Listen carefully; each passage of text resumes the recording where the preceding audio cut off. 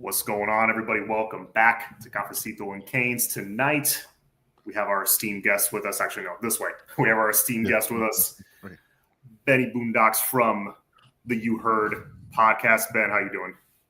Good, brother. Good, man. We both popped up brushing because it's 8 o'clock. It's 8 o'clock snuck up on both of us, man. I know. But no, man. All good. And yes, we have some news in the recruiting world that caught me by surprise that we were just talking about backstage. James Johnson, who just recruited to Georgia what felt like 20 minutes ago, then flipped his commitment out of nowhere to Texas.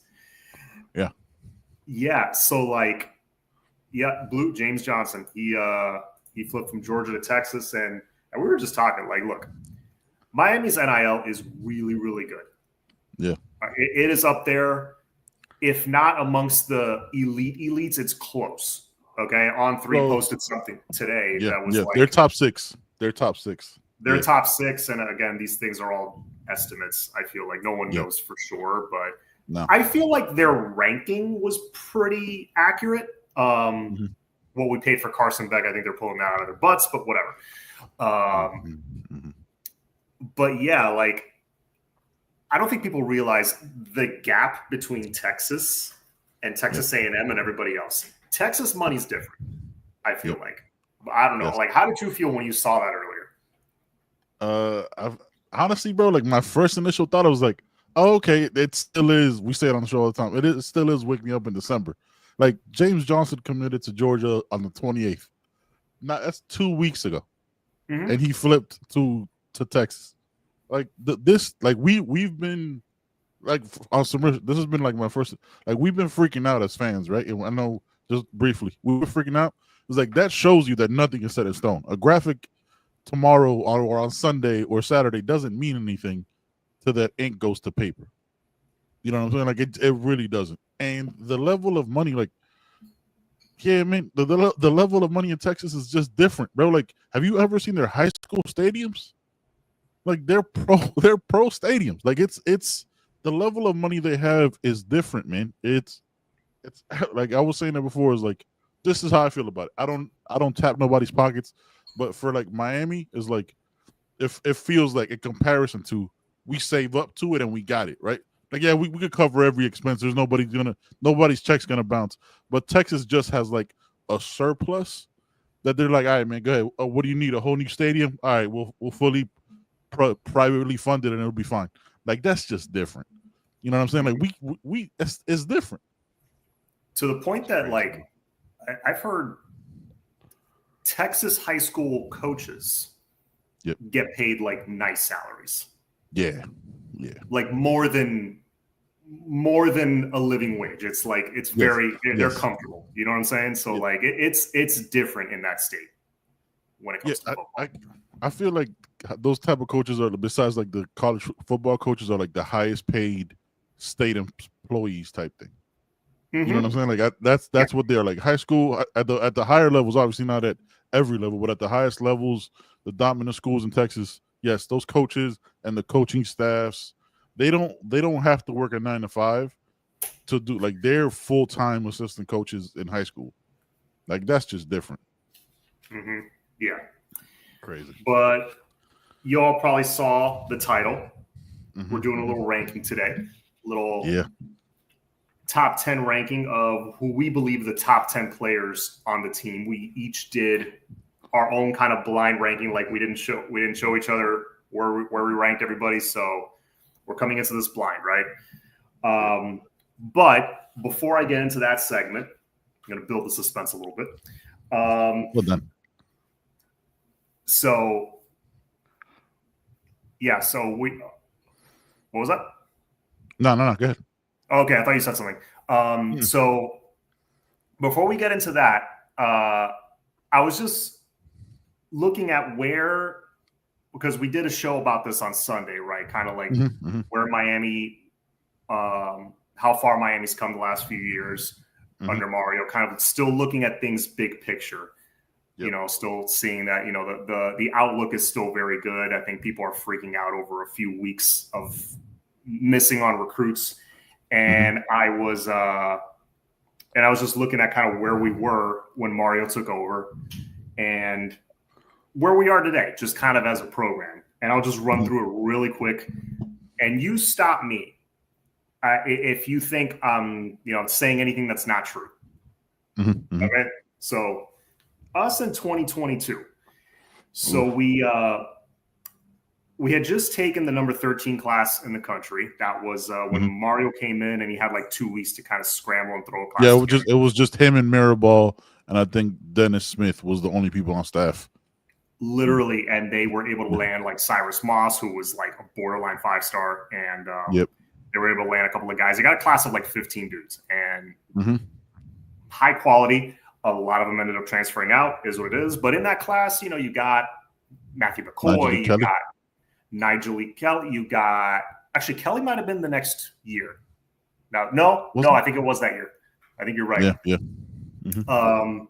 We had Inez Cooper in that class, Isaiah Horton in that class, who stuck around for a little bit and contributed. You had a few good pieces, but that was coming off Manny getting fired. So we had a roster full of Manny guys, right? Under that old kind of culture, that country club mentality. You had no money.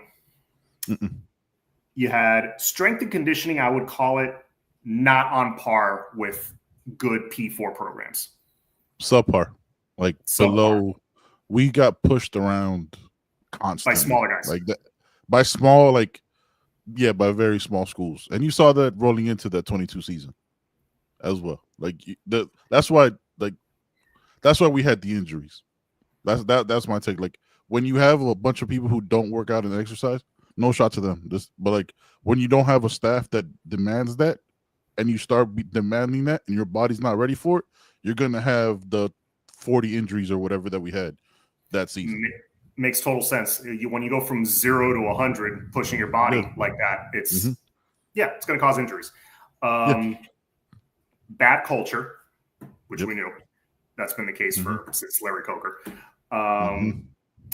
Getting embarrassed in pretty much every important game. Not just losing, but getting blasted. Yeah.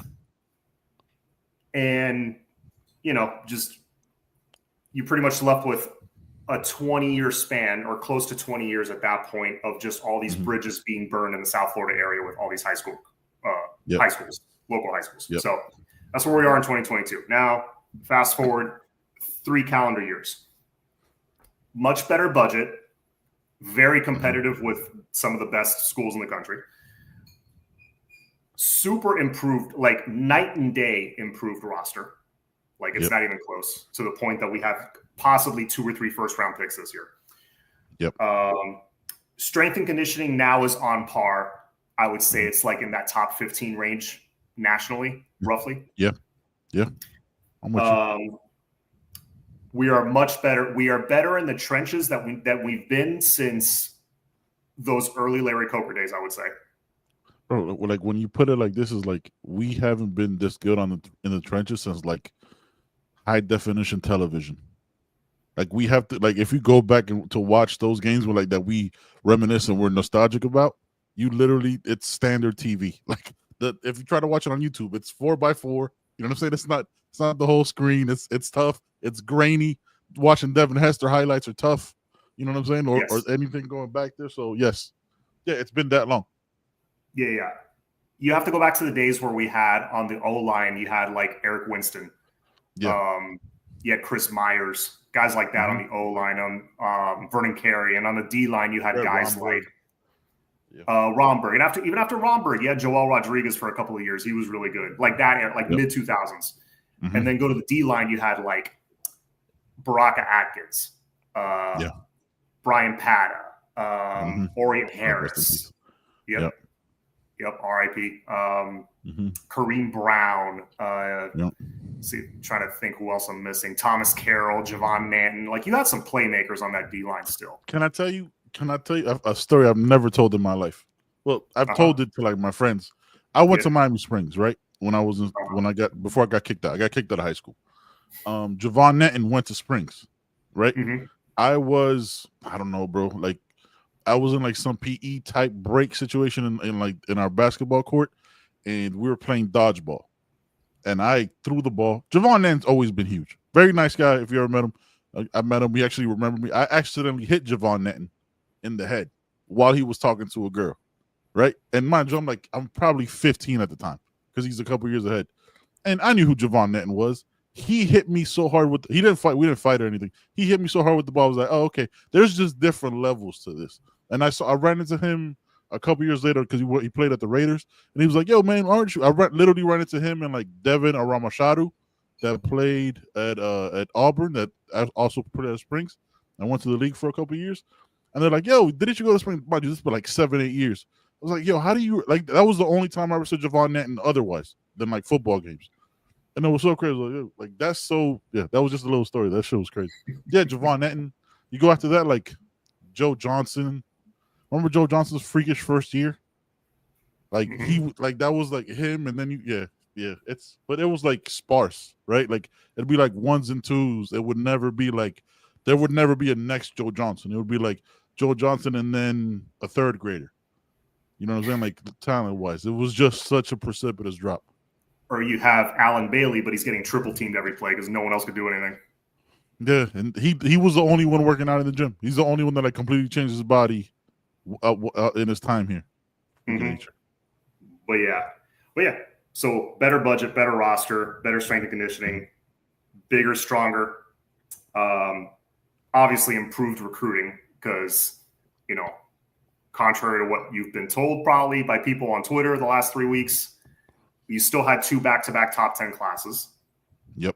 Last year was 14. You lost some guys, but you look at that class, we addressed pretty much every need we needed to address. And it was still a very good class in that way, in that regard. Yep. Still a far cry from what it was before. Not that we were recruiting bad before, but it was another level up for sure. Real quick, go ahead.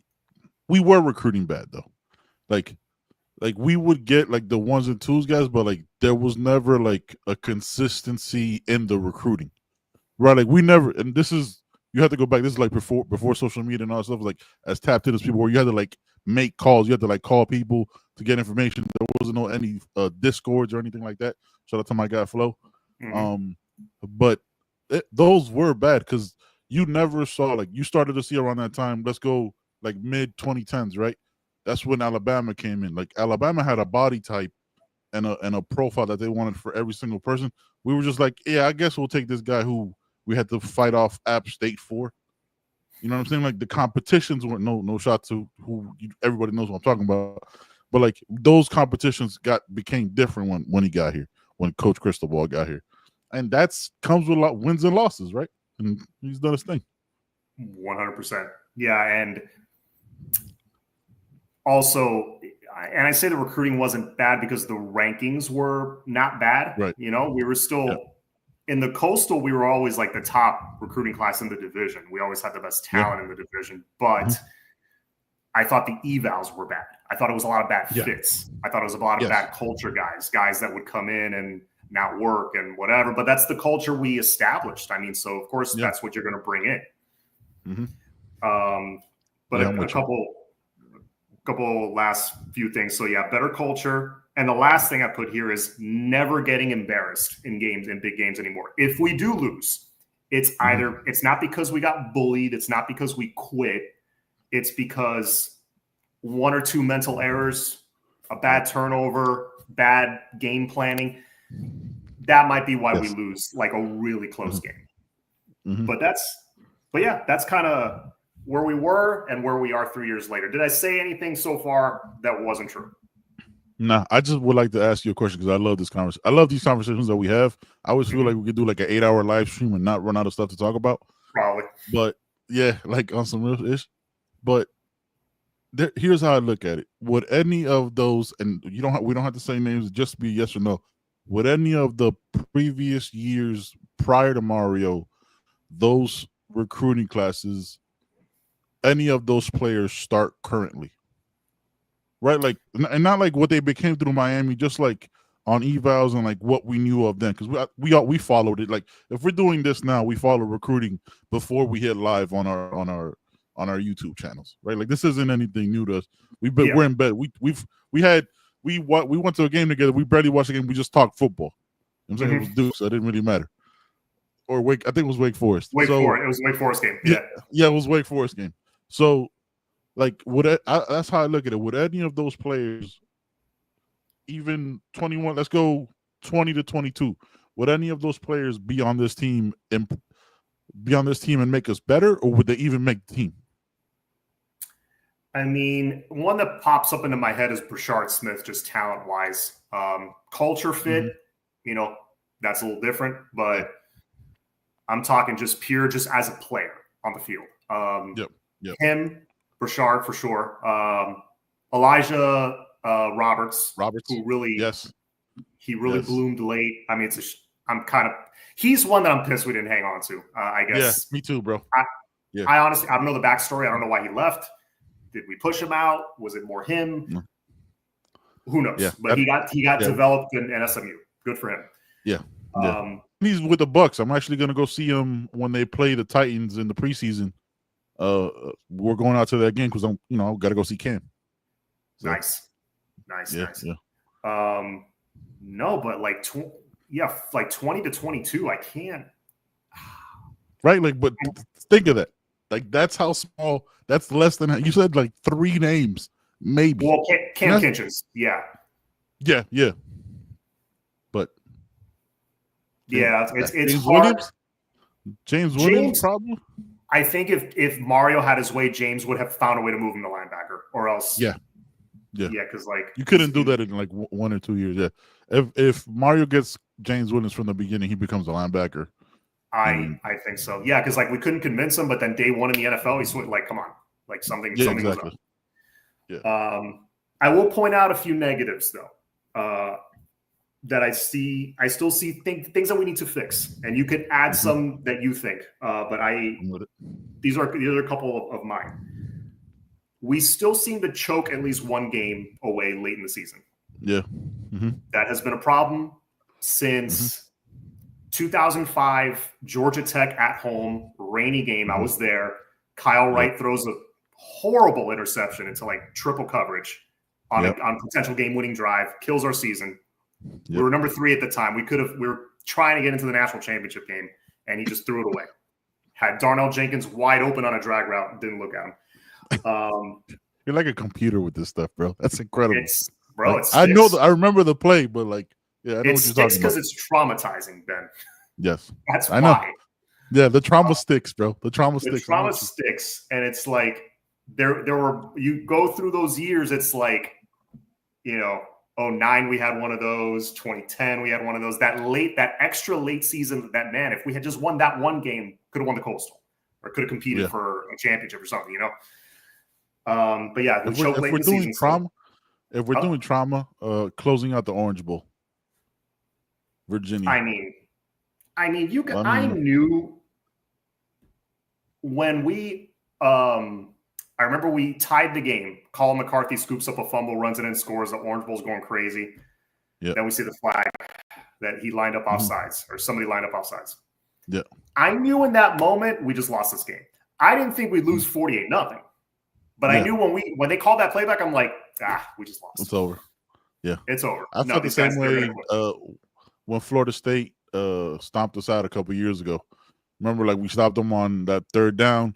They called a pass, and it was like, oh, this game's over. Like, it was like their first drive. I was like, no, this game's over. Then they dog walked us. Yeah. Trauma, bro. We dog walked them in return. So we did, and we're gonna continue to.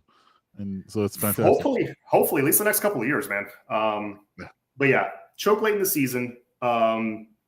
This kind of goes hand in hand. There is still the Mario game, I like to call, where it's like, yo, how the F did you lose that game? Georgia Tech in 2023. Syracuse last year. How do you blow a 21-0 lead? But when your defense is that broken, you got to be up like 45-0 to feel safe. You have to be up 45-0 and into the 4th quarter. Yeah. Like, it's not just you can't go for it's not 45-0 at half. It's 45-0 like 7 minutes left in the 4th. With that, because then you're like, okay, they don't have enough time. they're going to score. They'll probably put up 4 touchdowns, but they're not. But yeah, what was the year we choked against VT? I remember buying ACC championship tickets on eBay. They're physical tickets, and thankfully the seller returned them to me. 04 season. So 04, it was our first year in the ACC. There wasn't an ACC championship game yet, not an official one. That started in 05. 04, it just so happened we played VT in the home, like in the regular season finale at home. I remember I was in high school. I did karate as a kid. That day was my test for my black belt. So okay, I couldn't go. Yeah. Well, test went great, got my black belt, whatever. But I thought, okay, I remember that 04 season. We lost a couple mid-year, but, offense is doing good. 04, you had some dudes still on that team. I'm like, yeah, you did. All right. You did have dudes. 04, I'm thinking, okay, home game in the OB with the ACC title on the line, bro. There's no way in hell we lose this game. No way. It might be tough first half, but no, there's no way we lose. We lost, I think, 17-10 or 16-10, something like that. Yeah, a normal VT Miami game back in the day. Yeah, super low. I remember super low scoring. We went for it on fourth down a few times, and I'm like, what is Coker doing? And, it was just a badly managed game. Yeah, that one was traumatic. That was 04. So, yes, Blue, what you're thinking of is 05, that we choked against Georgia Tech. And that was the game I was talking about a few minutes ago. Yeah, that was rough. Yeah, I was like these trauma walks. Down memory lane. We've been through a lot, man. We have. And one other thing, I do believe we still lack that game-breaking speed. Yes. That we don't have a Roscoe Parrish, we don't have a Sonoris Moss, a Devin Hester. All the great teams had at least a couple of those guys. And actually, I was watching old games, in the offseason. I like to watch old games, on my downtime and stuff. What I noticed is the special teams, specifically kickoff coverage.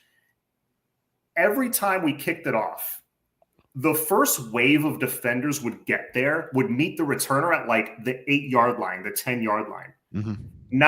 Maybe we wouldn't bring them down right away. Maybe the first guy wouldn't make the tackle, but that first few guys, that first wave would get there at the 10 because we were so fast down the field.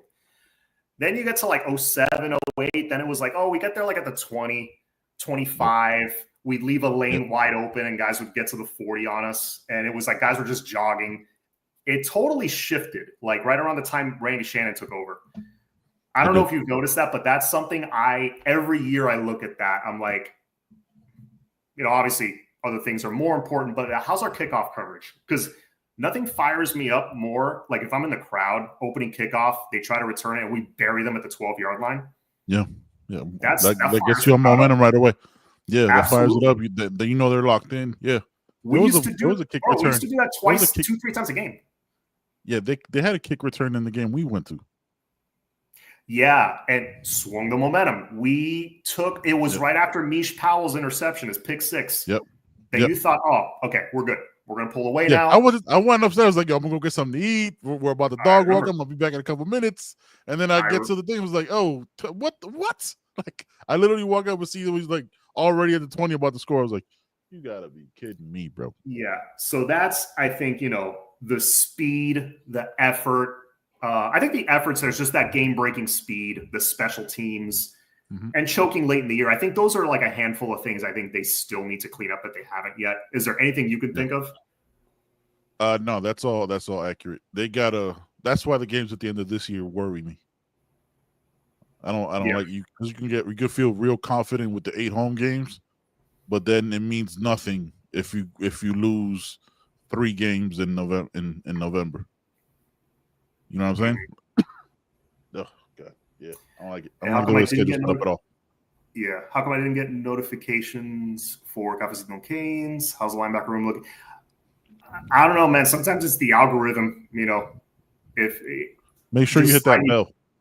Yeah, hit the bell. Like the videos, it should. I mean, I don't talk about politics or gun control on here, so it shouldn't shadow ban me at all. We talk Canes, bro. Yeah, that's it. Yeah, man. So just hit the bell, interact, it should pop up in your feed again. I'm gonna look cut out the penalties. Yes, the penalties are still a bit of an issue. But I feel like that's something, once you get good enough, you could pretty much overcome penalties, unless it's like 150 yards of penalties.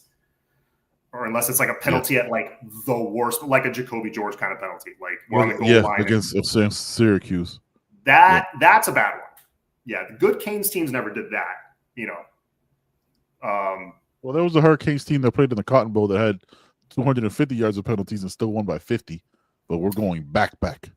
91, 90. Yep. It was won the championship in 91. Yeah, so 1990 Cotton Bowl, where we just destroyed Texas. Yeah, we had, I think, 190, 200 yards, something like that. Yeah, it was a crazy number. Yeah, we were fighting that whole game. But it was like, after getting a 30-yard, 40-yard play, on sportsman like 15 yards, all right, or we're going to get 20 yards on the next play. Who cares? Yeah, it doesn't matter. I was looking up because Eddie brought up that thing. I was trying to see up like the average, and they've kind of stayed consistent on like it's not great. Like 24, they were number 98. Yeah, we're not ranked super high. I've looked at it. Yeah, it's not great. We're actually been in 23, so we got a little bit worse. All right. Yeah, that's and that's something I noticed when Mario was at Oregon. Oregon also struggled with penalties a little bit. That was something that that would hurt them sometimes. So it's par for the course.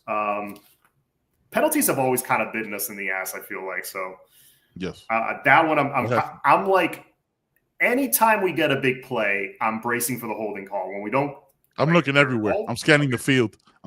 Like the holding call on the running back on Damian Martinez's run. Jalen Rivers just pancaked the guy. I was like, bro, so no can't block, I guess. Yeah, no holding at all. And I think the next play or that same drive, Restrepo had his fumble, which just that. Yes, I think it was the next play. Yeah, just back to back. Yeah. Wow. And Juan, sorry, I didn't answer your question. How's the linebacker room looking for Torrey, Bonner, Cam Pruitt, Wiley, some tap? Yeah, there's a few guys that I think could develop. Torrey's, I mean, he's already an upperclassman. I'm hearing great things about him, that he's ready to make an impact. If he's anywhere near the guy from 2023, we desperately need that in that room. I think Kamal Bonner's a solid run stopper, which is going to be key against a team like Notre Dame. Pruitt, love Pruitt. Just got to keep bulking up. And I think I like him. I think he's fine. And Kellen Wiley, his size is ridiculous, bro. Stupid dog. He's huge. He looks like what we used to recruit at D end. That's what he looks like. Yeah, look, very disrespectful to Popo Aguirre, but there's a picture on the internet that has Kellen Wiley next to Popo Aguirre. Popo Aguirre is just a pit bull Tonka truck. And he's not 6'5". We get that. But let's not disrespect Popo. Like, Popo's just all muscle. But Kellen Wiley is ridiculous, bro. Ridiculous. No, he's the body type we got to be looking for. Hopefully he makes some kind of an impact this year. I mean, that would really help. Chase Smith is kind of a question mark. You know, if he's finally healthy. Chase Smith healthy, it can be a difference maker, I think. And this is his last 100%. Year to do it. Yeah. So, yeah, hopefully it all comes together, man. I mean, Heatherman has done it with less at linebacker before. So let's see. So let's hit this question, and then we'll do the rankings. So, John, 2025 may have more speed than we realize. Keelan Marion, Keontre Scott in returns. That's true. I like both their speed. Pringle, Fitzgerald, and Nycar haven't had their chance to stretch the field. Maybe when it comes together. Yeah, the only thing I would love to see Nycar break through. The thing is, there's so many guys in front of him. Yes. Pringle. Right. Yeah. We would have to have some garbage time early in the season where he really wows us. That like, okay, maybe you earn a little bit, a couple, get pushed up the depth chart a couple spots. That's the only way.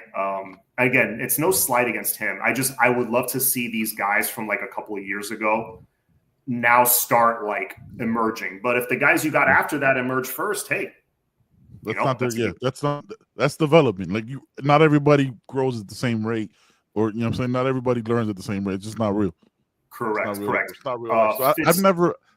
So sorry, real quick. I always have an issue with like development thing was like, because we were all in school, right? At one point, like somebody catches what the teacher is saying right away. That's what coaches are, right? Like coaches are teachers. There's going to be a player that might come in and be 17 like a Malachi, right? That might fully grasp the offense and hit the ground running. Other guys take longer. That's yes, it might be on the teacher, but like it's not on the, you know what I'm saying? That's just the way this business is. Like it's different. Pringle Fitzgerald. Sorry, go ahead. I just want to say that. Yeah, no, I was just going to say Pringle Fitzgerald. I mean, Fitzgerald might get in there a little bit this year. Pringle, I think Pringle still needs a year in the weight room. But yes, they are addressing the speed little by little. Like in the last couple of classes, especially, you see it a little bit more. Joshua Moore, for being such a big guy, has some giddy up. Yep. Fitzgerald is the one that just got here, though, right? Like Fitzgerald is like the late entry. He's the safety like from Columbus. Yeah. Yep. Okay. Yep. Love Fitzgerald, by the way. I love him as a player. I think he's going to be, because of his smarts and his leadership, I think he's going to have a great career here if he sticks around. Yeah, absolutely. Yeah, but maybe when it comes together, it's again, got to be patient for that. But like we're starting to bring the speed in. I'm starting to notice it. It's just they got to get a little older, and maybe in the portal now, you know, after the season, maybe we add an impact guy or two. Yeah, definitely. But yeah, let's go to the ranking because otherwise we'll be here answering questions all day. For real. So you got your ranking prepared, right? Yes, sir. I actually made 12, but 2 are OLI, outside looking in. So I have my top 10. I don't like this list as I'm looking at it again. I could move some names around, but I wrote it in ink, so it's locked in. I can't change it. Yeah, mine's locked in too. So if you want, since you got the 2 extra ones, if you want, you go first because we're going to start from like the bottom of our list, 10 all the way up to 1. Yeah. I had two defensive backs as my outsiders looking in. Damari Brown and Zechariah Poyser. I had Poyser at 11. Okay. Yeah. All right. And I like this is like fantasy football. It's like fantasy football. You know what I mean? Like you're drafting your yeah, I like it. All right. So who'd you have at 10 then? Enes Cooper. Enes Cooper. I almost put him at 10. Yeah. I'll tell you why. Before you give me your 10. The reason why I wanted to put him higher, right? I just have to give him so much credit for the work he's done, bro. Like from what he came in as to what he's becoming to probably being a top 3 round pick and one of the best guards in the country to like a guy where like, bro, we're getting this 400-pound lineman. You know what I mean? And like changing his body completely. That determination deserves to be on the list. And I would have put him higher. But I have other offensive linemen on my top 10, so I couldn't put him above my other O-line. Yeah. No, he's a great example of someone who developed. Yeah. Because he came in super overweight, 400 pounds, completely had to reshape his body to the point that in his true freshman season, he was already starting at right guard, like halfway through the year. Yeah, he was. As a low 3-star recruit. That's one they found. That was eval. That was just doing research and finding a guy that was like the body type you wanted. It's like, okay, Mirabal was like, I can mold this guy. He could be a monster. And look at him now. He's one of the best guards in the country, in my opinion. I thought he took a little step back. He was playing with a bit of he had like an ankle thing or a foot thing. Yeah, I think he was playing through injuries early because I remember he tweaked something like in the South Florida game, I think. And it was like, I think he had some injuries even in the Florida game, but like they couldn't. He had a couple of things like he might have tweaked it again in the USF game because I think BC was between those 2 games, and you're not going to tweak anything there. Wow, Poyser not in your top 10, Benny. I remember our 2 safeties last year. I know. Yeah, no, I can't. I struggled with this with like the freshmen, right? And this list is and like incoming players. I don't know what they are here yet. And as I say that, there's my number 9 argues the opposite. So I couldn't give him that regardless of like what people told me he was at another school. So I just couldn't put. And bro, like this team is on it. It's the top 10 players. It's not top 10 safeties. It's top 10 players of the whole. It's hard to put them in that list when you look at the rest of it. Right. and is a bit of a logjam, which is good. You got a lot of great players. Yeah. Dude, my top 3. All right, good. What's your 10? Sorry. My 10 is Damari Brown, actually, who you had just outside. Yeah. So that means I think we're both in agreement that Damari Brown is like people are kind of sleeping on him. I think I'm sure some people kind of forgot how good he can be because he was locking down those deep pass attempts against Florida. I mean, they couldn't complete anything, and then he blew up on that first third down that we stopped them. That he just blew up that, I think it was like a bubble screen or something, and unfortunately got hurt right after that. But I think he was on his way to having a monster year. I still see Damari Brown as like either a future NFL boundary or slot corner. Yeah. Maybe a safety because of his size, but he's maybe a little bit more of a corner. But I have Damari Brown number 10. His physicality in the defensive back room is crazy. Like I went back and I watched that Florida game a couple of times. He was locking things down, bro. Like he was step for step, turning his head. He was locked in. So yeah, because of the injuries, like it's one of those where like I saw the hype coming in, and I don't know if he's also coming into like redshirt sophomore year, right? Because this freshman year kind of played. He got redshirted one of these years, I'm pretty sure. So he has time left, and he stuck through it. But last year being hurt, it's hard for me to like grade somebody who wasn't available, and also grade the defense because of how, you know what I mean? Like those two things were hard for me when I made this list. Right. All right. So number 9, who do you got at 9? Brother, remember how I told you it was one of those where like you haven't done it here yet, but I had to put him on the list because like I saw what he was. I put JoJo at 9. Okay. Yeah. I saw the bowl game. We saw the bowl game, but that's all I've seen. That's all the data and information that I have. So if he did it if he had 40 catches or 25 catches, all right, I can see the process. But he was injured last year too, and young, and had to put some weight on. So yeah, I got JoJo at 9.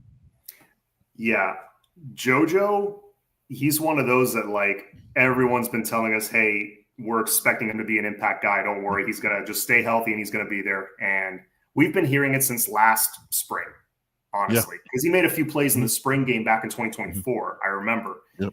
And people were just like, man, just wait till this guy steps on the field. You're not going to be able to get him off the field. He finally gets his chance in the bowl game and makes the most of it, I would say.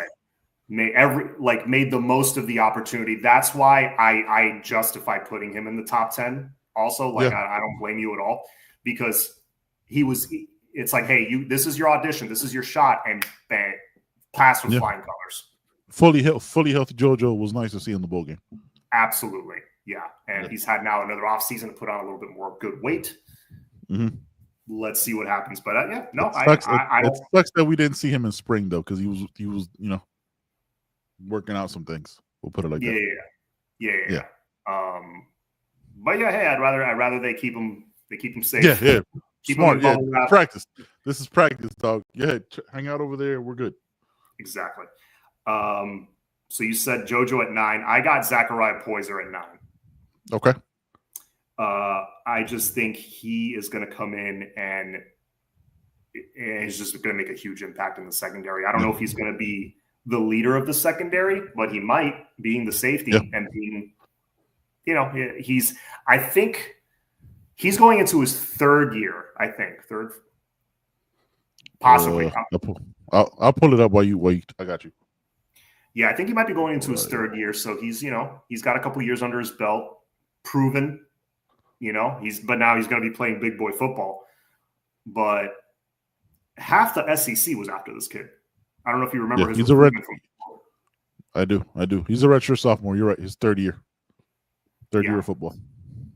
And because the red shirt, he's got 3 years left, possibly. I don't think he's going to use all 3 years. I think he's good enough that maybe 2 and he's out. Yep. Yeah. So, hope he makes the most of it here. Hope we get the most out of him. Yeah, I just, from everything I'm hearing from every school that was after him, and it's a massive yes. Juan, what you're saying in the chat. It is an upgrade. I think we've upgraded talent wise all over the defense, but especially at safety. All right, now tell me, who do you have at 8? Markel Bell. Okay. Markel Bell. I mean, the man's gonna be if like, I know we're tough on him because if we focus on the Virginia Tech game, Flo and I have that conversation all the time. But like, he got better every game, right? Like, he got stronger, got quicker, was more receptive to what was going on. So he got better, and he did that coming off of JUCO, right? He wasn't a portal guy. Like, this is the old school way of like where you're a JUCO kid, you could just go to a school if you're 2 years or up at JUCO that now actually don't count towards your school time. So he could stay longer, and in a year and a half, he possibly put himself into a first-round draft pick. Like, that's deserving of a top 10. You know what I mean? Like, that's crazy. And he's a freak. And he also changed his body. Like, he also, you know what I'm saying? He came in a little overweight. Now he's slim and makes Mount Kinney look like a child, which I didn't know was possible.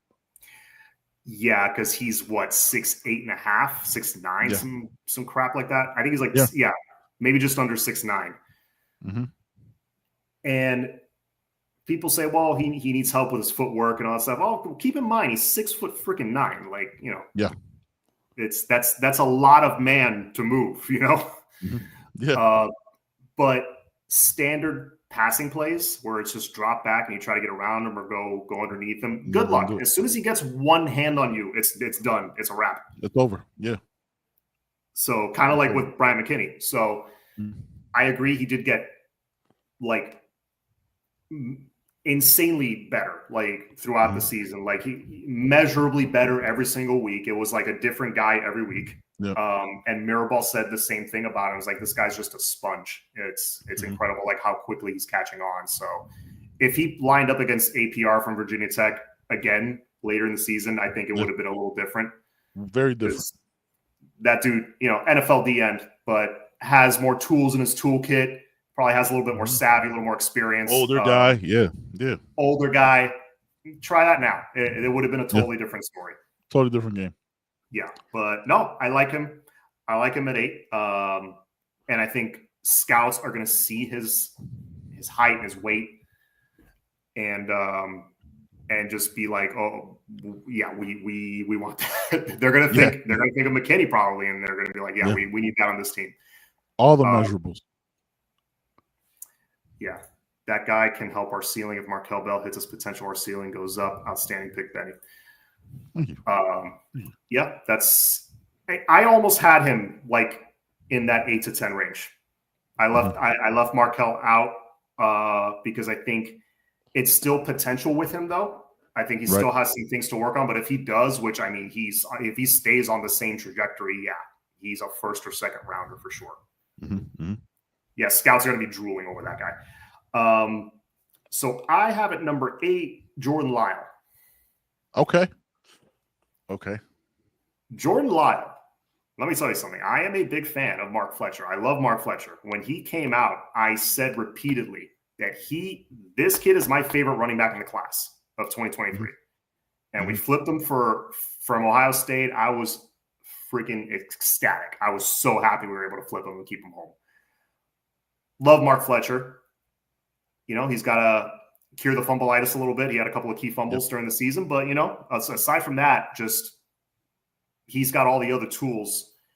Surprisingly fast for a guy his size, but I think he's got an NFL future for sure. But that being said, Jordan Lyle may be even better than him, which is scary. Yeah. This is crazy. I'm with you. I'm not disagreeing with anything that you're saying. I'm with you. It's just you'll see why I'm stunned a little bit when we get through my list. You can't change it now. It's locked in.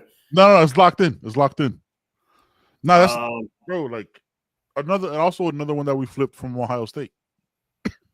Right, Jordan Lyle was committed to Ohio State back-to-back years. We took their top running back-to-back years. I think Jordan Lyle was like their top running back commit. Okay. Yeah. That's crazy. Nobody mentions that though. They just mentioned we lost James Johnson. Yeah. Yeah. Which Georgia just lost James Johnson, and Texas might lose him too. Like if in 2 weeks he changes his mind, he might change his mind again. He might.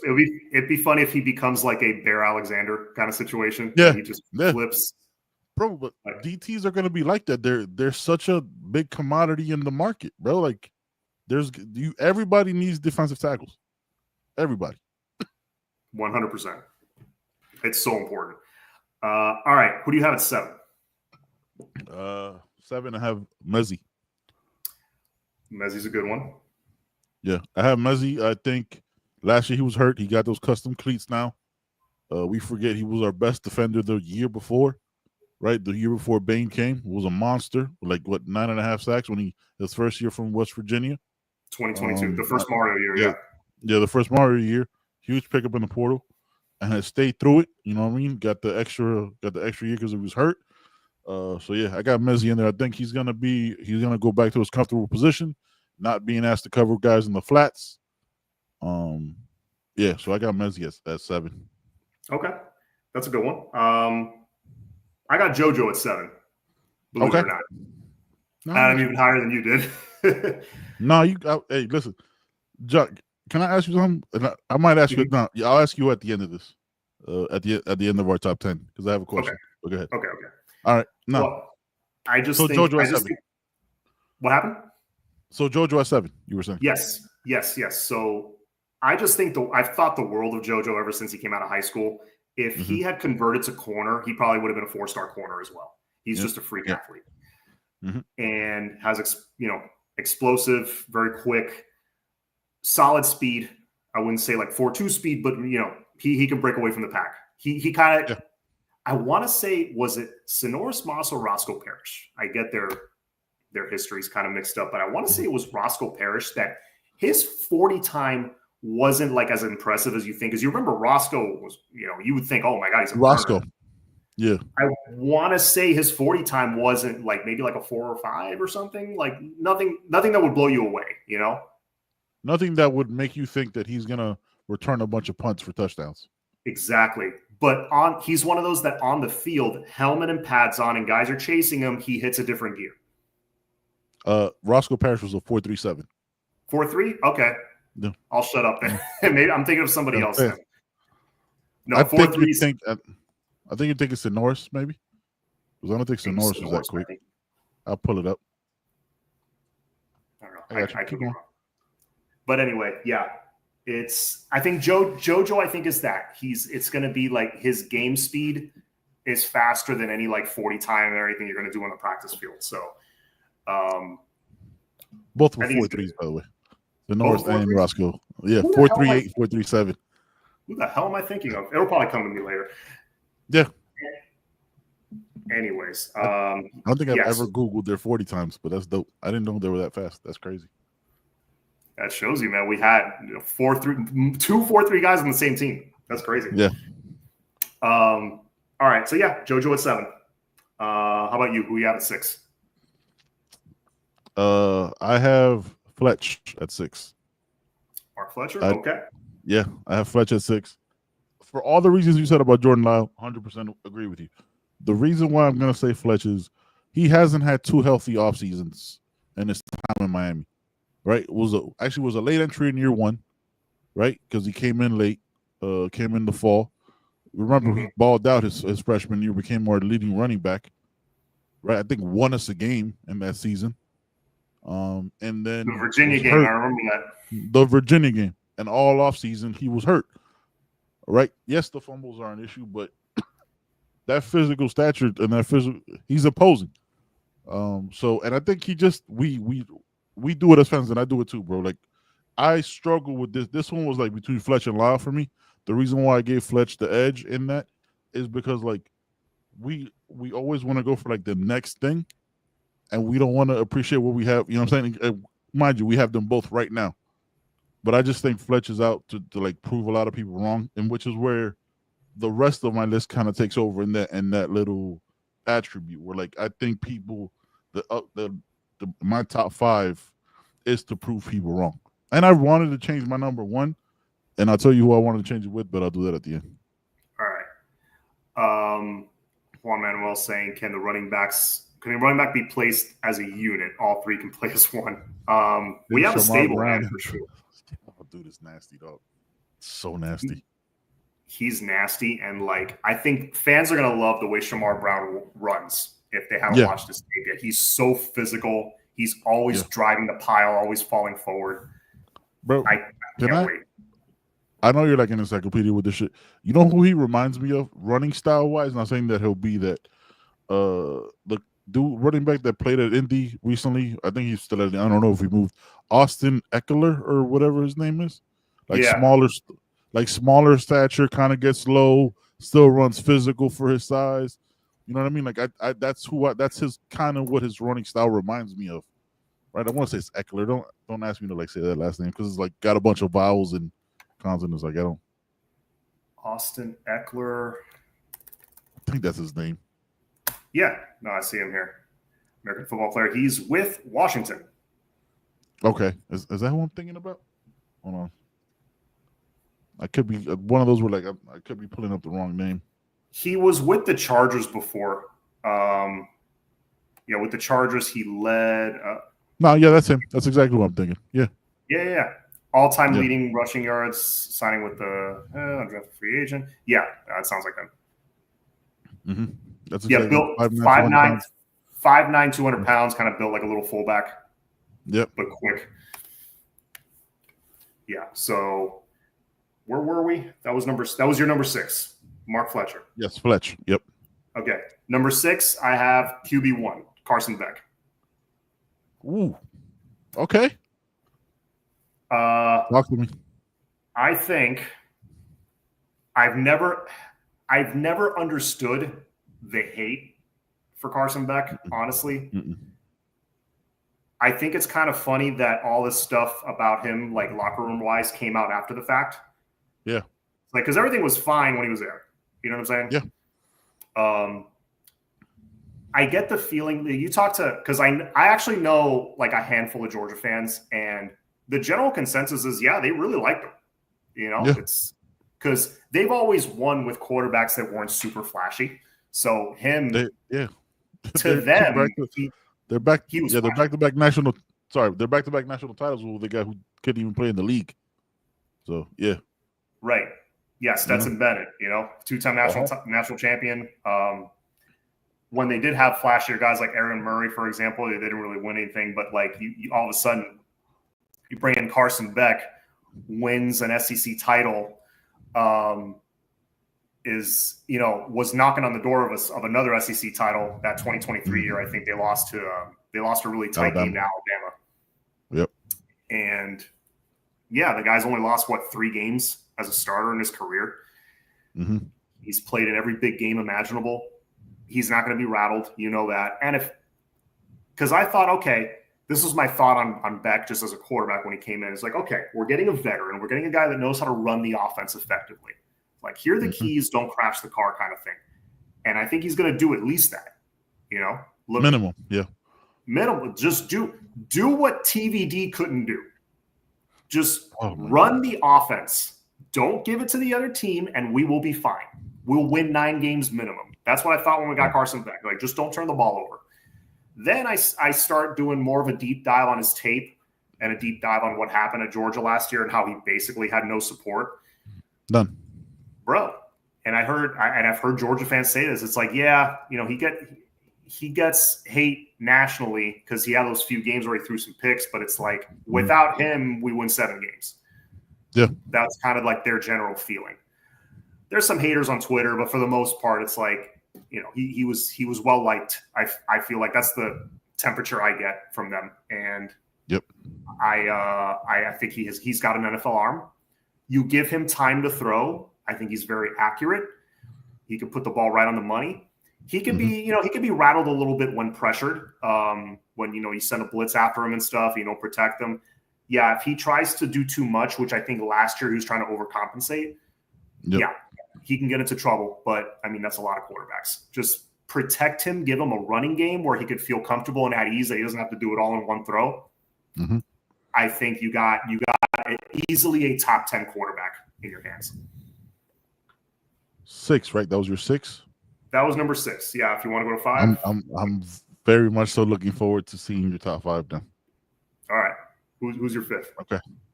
OJ. Me too. That's what I have at 5. No, I have OJ. I mean, it's OJ. Like, comes in late. For those of you that don't know, comes in late, takes over DB1, and locks it down. Struggles toward the end of the year. Kind of hit that in the Syracuse game. I can't fault him for any of that because the defense was in shambles. Like it was a burning ship. It was a sinking ship. So yeah. Yeah, I mean, for him to stand out the way he did as a late enrollee true freshman on a system on defense that was broken, clearly everyone was lost. But he was locking down his side of the field just fine. A true freshman. And I remember we were told by all the recruiting guys, I want to say Bluestein had high marks on him that he's rated a 3-star, but he's not really a 3-star. I think he was hurt a lot. Was he the one that was hurt a lot of his? I think he was.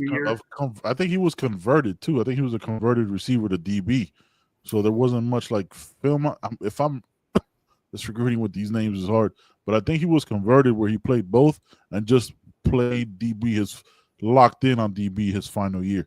If I'm remembering the player right, but I could be wrong. Right. Yeah. I could be thinking of Isaiah Taylor, actually, that missed his senior year. One of those DBs from that. Isaiah Taylor broke his leg. Yeah, that was him. Yeah. But OJ, just the level of difficulty, just what he was working with to still be a freshman All-American as a true freshman. Obviously, freshman All-American, you have to be a freshman. But like just the way he performed as a true freshman, I mean, like all the way to the end of the season, it was impressive. Let's see. I have OJ beaten out our challenge by Damari Brown and O'Connor. OJ missed a spring due to injury. OJ will be behind. I don't know, man. It didn't affect him last year. No, he didn't. He came in the fall and took over. So I don't. Balled out. Imagine if he does get a spring. Oh my God. He still hasn't had one. Like Fletch didn't have one. Fletcher's first spring was this one. This was third year at Miami. His first spring. That goes to show you if you're a dog, you're a true one of the top players, like an elite player. I mean, you don't really. Spring is more for guys that need the reps, which that's fine, nothing against them. But I think for like the elite guys, it's like whatever. Yeah, that's cool. You can get past it. Quarterbacks need it. I agree, but especially a running back, a corner coming into the program. Yeah, coming into the program, you need that spring. Yeah. All right, so we both had OJ, freshman All-American. Hopefully he'll be an All-American this year. All right, now we're getting into the top 4. Who do you have at 4? Xavier Lucas. Damn, 2 for 2. I have Xavier Lucas as well. Hey, bro, listen. I think our top 5s are going to be very similar. Very similar. Well, no, it's going to be 2 is going to be different because you already mentioned. But Xavier Lucas, if a school is willing to sue for you, I struggled with not putting you at 1. Like, if a school is willing to crash out over what you might become for a defense, like this is a defensive back. No offense, like defensive backs are cool, but like I would expect this level of crash out for like a wide receiver, a monster quarter. You know what I'm saying? Like for something like that, I'd understand a lawsuit for that. I wouldn't excuse it. I'd be like, all right, bro, you lost to Dylan Raiola for, you know what I'm saying? Like something like that, like just similar years. All right, you lost it. I get it. A school's willing to sue, you deserve to be on this list and disputable for no. Like I struggled to not put him at 1. I filled it in randomly. I was like, this is where I think this guy is, and I was like, yo, I wanted to write him in at 1. Honestly, bro, like I did. I was like, for that reason alone. And John, we saw him in spring. That's not what a true sophomore is supposed to look like. Like that's a defensive back in the NFL, bro. I was listening to Gio on his show the other day. I don't know when the episode was from, but he was talking about how the guy that would most likely be able to switch if need be from corner to safety would be him. Yeah. that he's so good that obviously you don't want to fix what ain't broke, right? If he's an awesome corner, he's got that Antrel Roll kind of size that he's just a monster out there. Why mess that up? You got him on one end, OJ on the other, bro. You're done. You're set at corner. Yeah.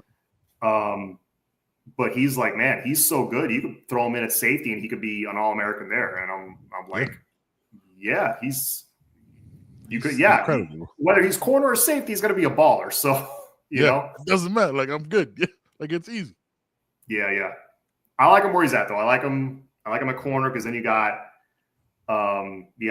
Ethan O'Connor, you got Charles Brantley, you got Keontae Scott. And if those guys are kind of, you know, Damari Brown too, you do have a lot of talented corners right now. So like if you wanted to, and those guys are all playing well, yeah, hey, you know, Xavier, go move back about 15 yards. Go take some dude's head off because you put him next to Poiser. Oh my God.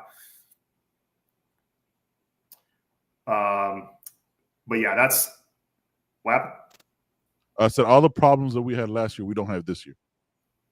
No. The amount of choices we have for DBs is crazy. Yeah. It's so deep, and like we can rotate so many guys. More at corner than safety again, but you know we'll see. They'll figure that out hopefully.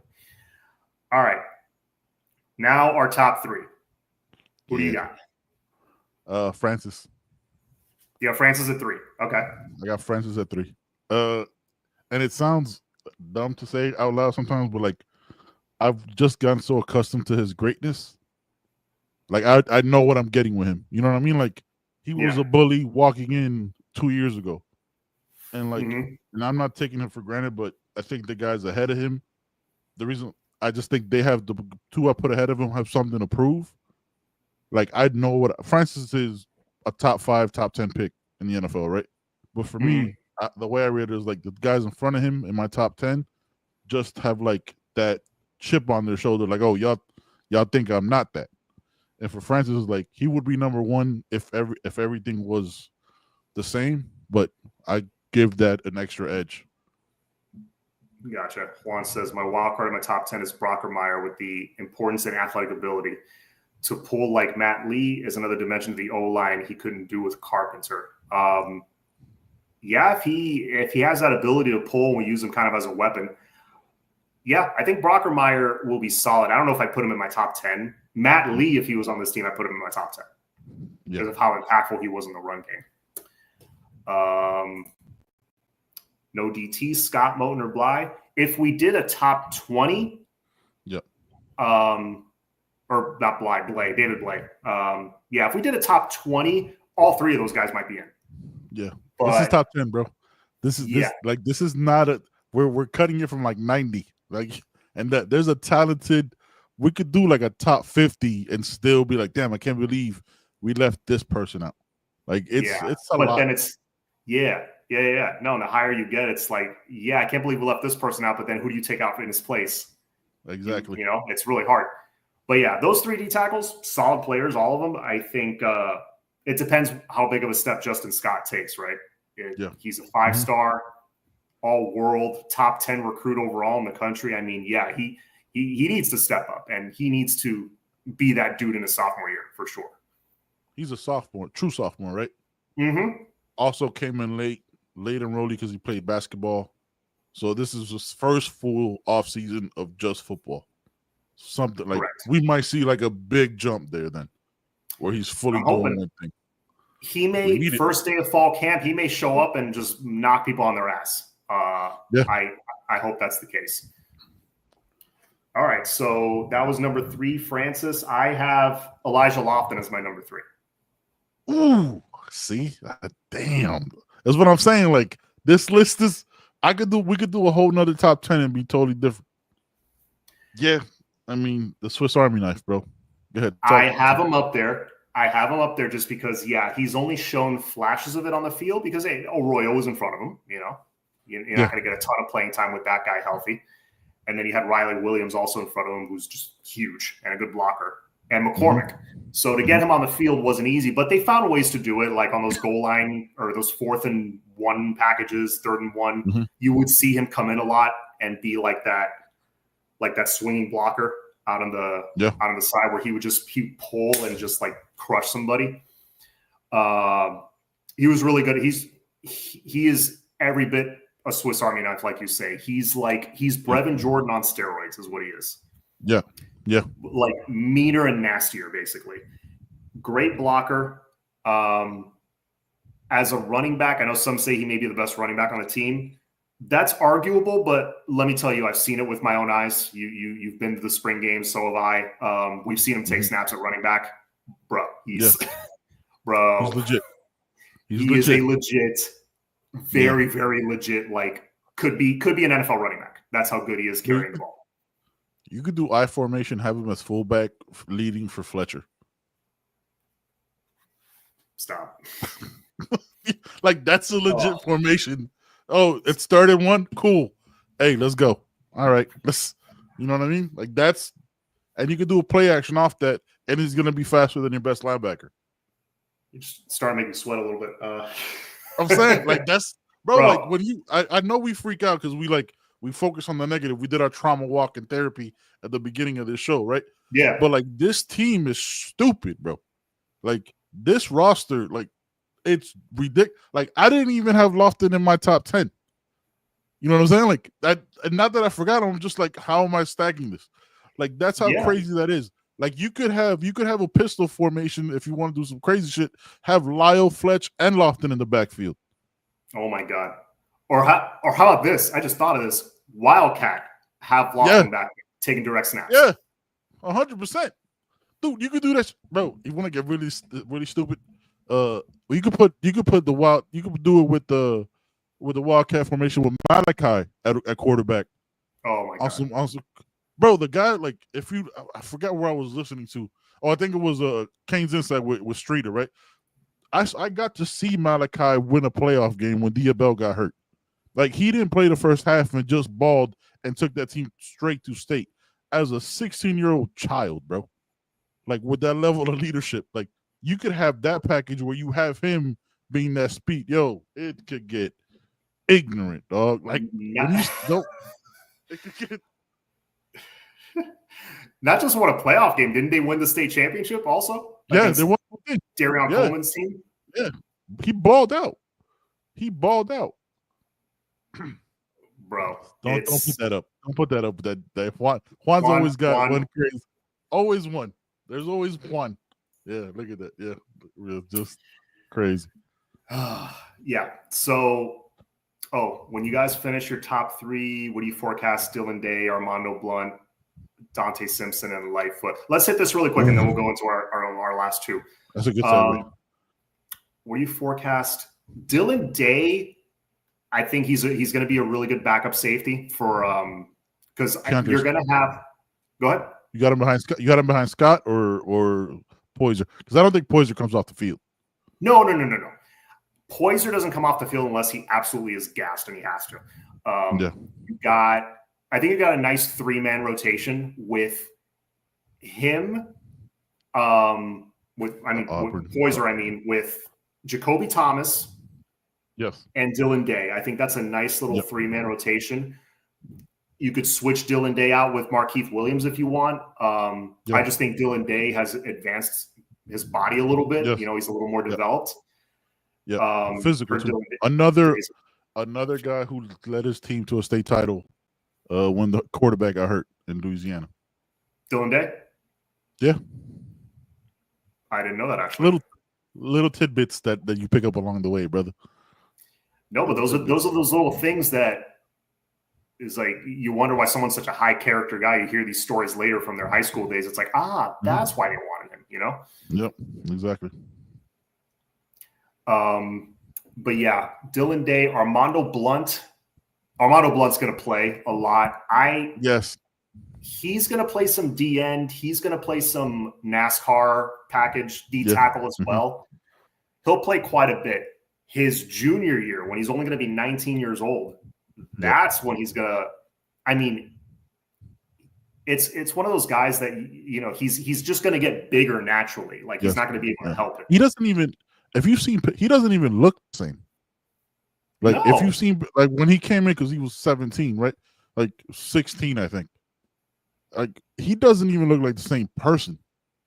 Like not just physically and how much size, like just overall, like as a human being, he doesn't look the same.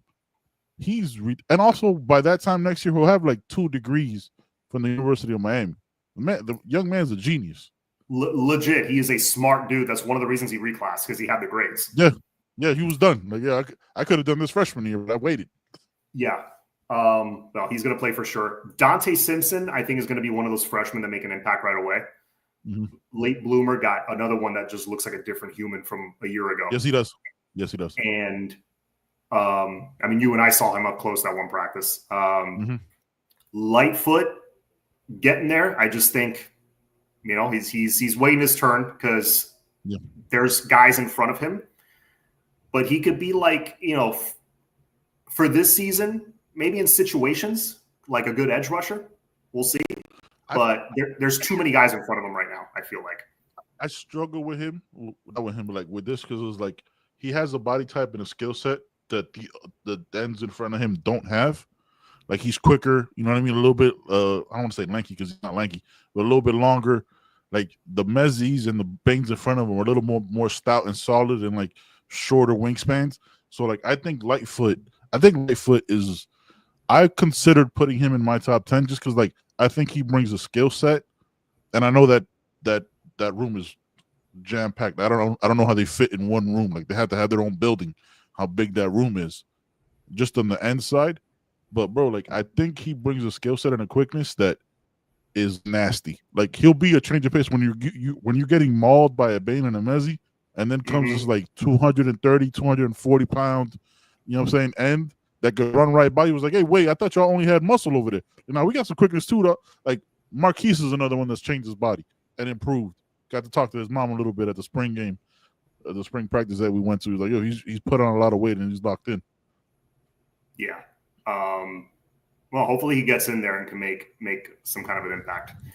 Carl, I did see. Also, Hayden Lowe is another one that I wanted to mention. And like, what are we? Hey, a true freshman that will make an impact for sure.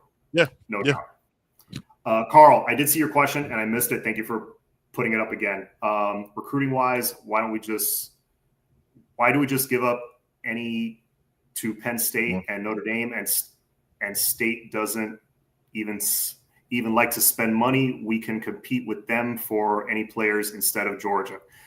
I think I see what he's saying. So kind of like to expand the board a little bit, maybe not go head to head with Georgia and Ohio State like so much. Maybe go like a notch down. No.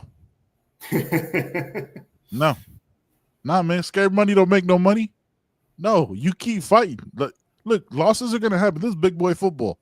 I'm not going after I don't want my team going after guys who are Colorado State isn't there. No disrespect. You know what I'm saying? Like I want guys that other big school, big time programs want and fight them like hell for it. Yeah, he means Northeast players. There are good players in the Northeast that we could probably cherry pick from there, but Mario's going to swing for the fences. I mean,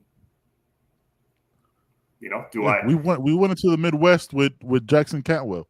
We ain't scared to go anywhere. If they like you, they're going to go get you. I mean, he needs to fence South Florida. Hey, you know what? 2027, we're already kind of starting to do that, so hopefully that continues. All right. We've already been on an hour and 15, so let's try to wrap up here. We got 2 more. All right, give me your number 2. Carson Beck. Okay. Oh, you got him much higher than me. All right. Yeah. Explain, sir. But everything you said, I co-sign, and I'm 100% with it.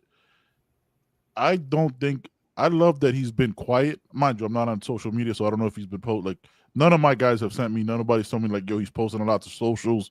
Been super quiet.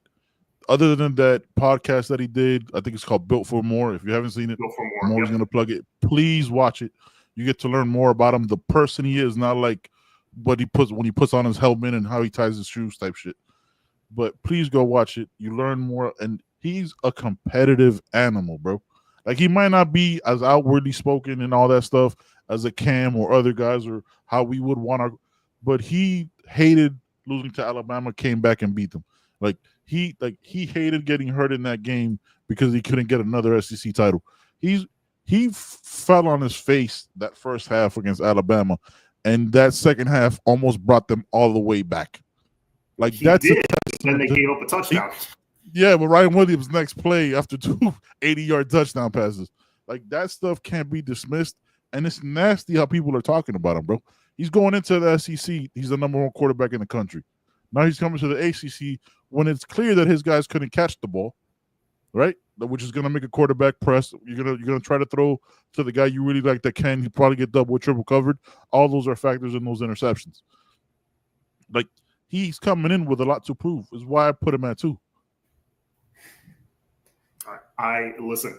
I hope you're more correct than I am, and he just comes in and looks like a first round pick again. Because if he does that, oh boy, we're not just making Charlotte. We're making a run in the playoffs if he does that. All right, my number 2 is Ruben Bain. Okay. Ruben Bain, when held, I mean, look, what he did as a true freshman was very impressive. Mm-hmm.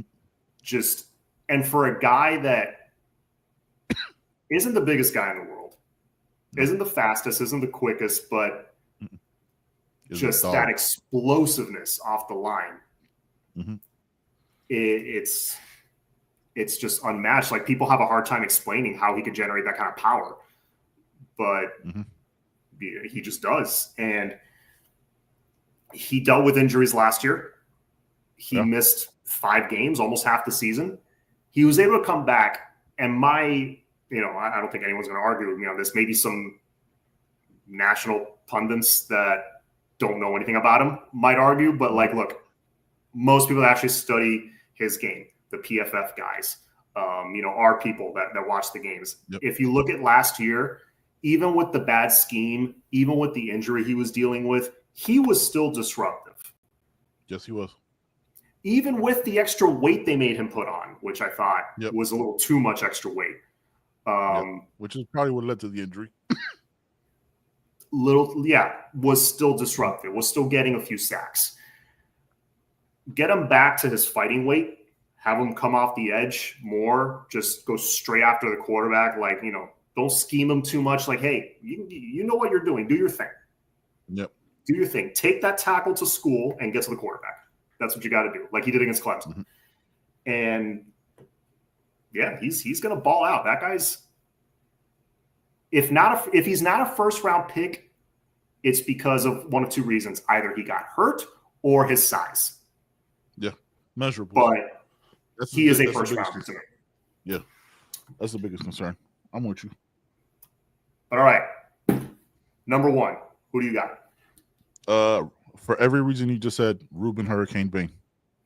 All right. I think there's been a disrespect and a narrative built around Ruben Bain where people look into the fear of the previous year's failures as if that correlates to Ruben Bain's mentality, his family, his work ethic. That is another one. I told you how I'm grading a lot of these guys. Like what gives them the little notch above is the things they feel like they have to prove, right? Like, oh, y'all think my freshman year All-American is a fluke. Okay, watch what I see. Like he missed 6 games, so it probably took him 4 to get into football shape, right? Like he might have been ready, but like practices aren't game shape. It's not the same thing. It's a different energy. You know what I'm saying? You're pacing yourself. You're rotating in and out. So I think Hurricane Bain is going to be the leader of this football team. I don't think he's going to say a lot. Might give 2 press conferences and we'll get 6 words. The man does not talk. It's just not what he does. So I just think Hurricane is going to be the leader of this entire football team, man. And by like a quiet confidence that everybody just believes it. So that's why I got him on my number 1. Yeah, he's like Pedro Serrano in Major League. I don't know if you ever saw him. Yeah. F you, Joe. Yeah. I do it myself. Oh yeah. Yes. Oh yeah. Yes. Yeah. Oh yeah, John. Yeah, I'm with it. Yeah, Jesus cannot hit curveball. Yeah. Yeah. Yeah. Come on now. He doesn't need to say much. Just goes out, busts out that the same stick night. and hits home runs. That's it. Yeah, that's what Ruben's gonna do. All right. So my number one, shocker, because I haven't said his name yet on mine, is Francis Mauigoa. Yep. Yeah, I got him. I got him number one simply for the fact that he rarely gives up a sack. He's always dominating the guy in front of him, and he's going to be a top 10 great, pick. bro. He's great, bro. He's legitimately great. The hate he got after his true freshman season really bothered me. Like, people were talking shit about him. That, you know, he had a couple of games. I think in the Louisville game towards the end of the season, he had a couple of bad penalties. I think maybe in the bowl game or something. There were a couple freshman moments he had later in the season. He was probably hitting the wall at that point. Very normal for a true freshman. But, bro, he started as a true freshman. Yeah. Yeah. Like, on the and outside. Locked it down, though. And locked the F down. Yeah. That really bothered me. I'm like, okay, watch him year two. Watch what he does. And everybody shut up. He is great, bro. Again, the only reason I have him at 3 is because I think the two guys have a chip on their shoulder with something to prove. That's it. I could have done this list again. And how I did it, John, like real quick, I just filled in. I didn't go like, oh, who do I think at 10? I just go, okay, I think this guy's a 7. Or I think, you know what I mean? I just filled in randomly like that. Because if I started at 10, I probably would have made a totally different list. Mm-hmm. Yeah. But there you have it, guys. That's our top 10 list. If you disagree, if you would move some guys around, please throw it in the comments. We'd love to hear it. Mm-hmm. But now, man, we're heading out of recruiting time into fall camp time soon. A couple of weeks here. 2 weeks. Yeah. Oh man, it's gonna get fun here. This is, I don't know if I've told you this. This is my favorite time of the year. Kind of like that. Right around when Discovery Channel puts on Shark Week, like end of July. Yeah. Because around that time, usually that's what lets me know, ooh, football's right on the corner. Ooh, football's right on the corner. Starting to click in practice. That's my favorite time of the year. When like late summer, August, like, ooh, man, it's a few weeks away. This is a time where you get to like take naps on a Saturday. You know what I mean? You get to chill. You get to relax. It's the calm before the storm, but you're like excited for the storm. It's right there. Because July 31st, I think camp kicks off July 31st. It's going to be a sprint. Like practices are going to fly. Before you know it, it's Notre Dame. Before you know it's going to fly. Florida. It's going to fly. So like right now, like I know it's crazy and it's been quiet on the recruiting side. Like enjoy this time right now because it's going to end in 2 weeks. Like there's no more quiet after that because we're going to be looking at our socials for updates on practices and look, you know what I'm saying? It's going to be balls to the wall, bro. Listen, after my boys on the ice took care of business back to back, my heart needed a break because, bro, if you're watching and you're a fan of hockey, playoff hockey, your heart is up here the entire game. You can't breathe. You cannot breathe. No, bro, it is so nerve-wracking, way more nerve-wracking than football.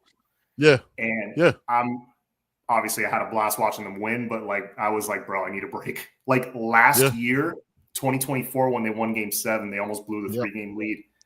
Oh, yeah. I was like, they finally won. The relief that they won is like, I physically cannot watch another hockey. Like I'm done.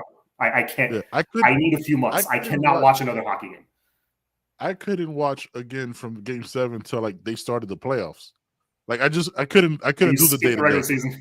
I just skipped the regular. I was like, bro, whatever they get, they'll just get there. I watched every single playoff hockey game. I was like, I don't know. And I remember I was telling my father, and I was like, when they were down 2-0 to Toronto, I was like, they're gonna win this game. Like they're gonna win this series. Like, there's nothing I'm worried about that. And I was like, I don't know where I picked that up. I was like, they're just not like physical. You know what I mean? Like they're doing like pretty hockey. Like no. Hockey's hockey. You got to get gritty with it. So like they took over and it was fantastic, bro. Oh, it was beautiful. You can't last with us in a 7-game series. You just can't. No, you can't. You have to get a 3-0 lead to have, Yeah. If it's two, I think that was Marchand scored in overtime to make it 2-1 against the Maple Leafs. We made it 2-1. I was like, we got him. Yeah, we got him. That was over. That was it. Yeah. It was over. But yeah, like you said, I am enjoying this nice time off from watching any kind of drama on the field or the ice because like you said, is going to start up again. So I'm enjoying the rest. But Yeah, absolutely. my blood pressure will spike again on August 31st. Oh, bro, August 31st is gonna be bananas, bro. I just thinking about it it's crazy. John, maybe one of the few true hockey fans in South Florida. How's that happen? There's a lot of hockey fans in South Florida, just not a lot in Miami. Yeah.